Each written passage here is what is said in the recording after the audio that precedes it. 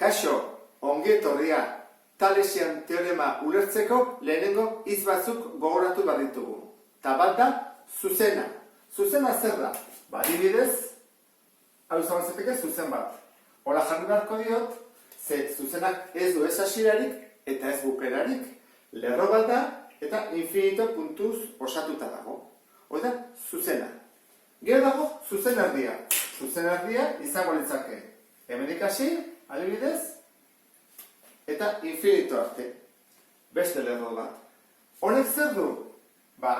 Puntu jartzen baldin badut, zuzenak ditu, bi zuzen erdi. Bat ezkerretari joana eta beste eskubirtari joana.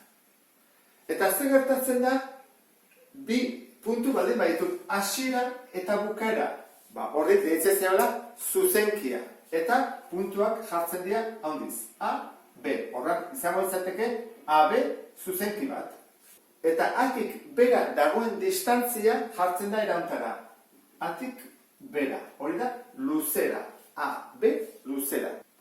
Orain, has gaitezke Talesen teorema ulertzen. Esaten du. Goazen pentsatzea bi zuzen ditugula. Hora, bi zuzen marraztuko ditut. Bat eta bi. Paraleloak izan badute? Bai, edo ez, edo elkartzutan berdin da. Bi, berdin du, beti betetzen delako. Eta, deitzen diogu adibidez, R eta S. Hoi dira, bi zuzenak. Eta marrazten ditugu hiru zuzen paralelo. Behin artean, ez hauekiko. Hiru paralelo. Gogoratzen zea, zuzen paraleloa marrazten genitun, ez da? Eskola edo kartago jakin. Horan, ikitu ditut, hiru paralelo. Bat, bi, eta hiru.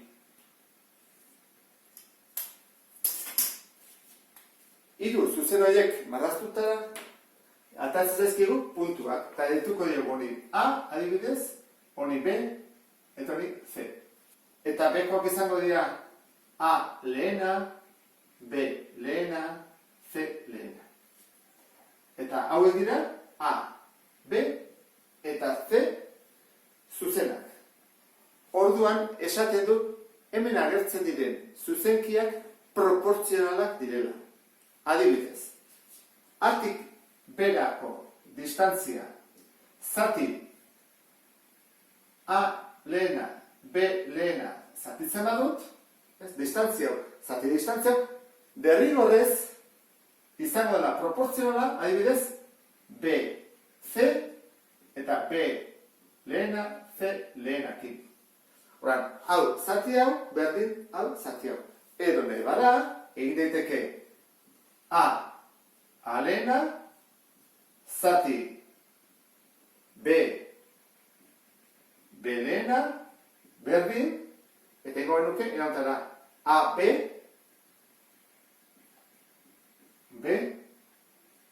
zati A lehena, B lehena. Eta beste hainbat proportzio artean daitezke. Proportzionalak direlako.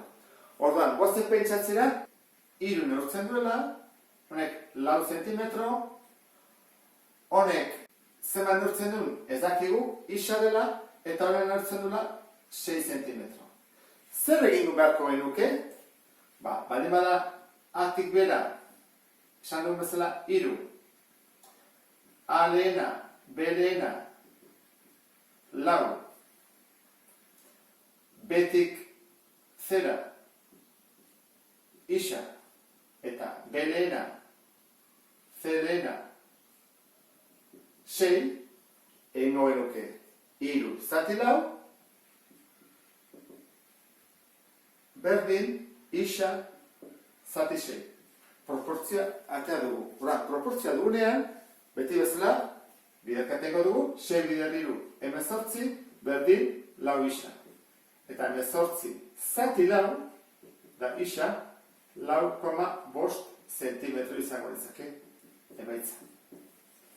Eta hau, adibide praktiko bat da. Beste hainbat eta hainbat ikusiko ditugu. Ulertu dezuelakoan, beste bat arte, agur.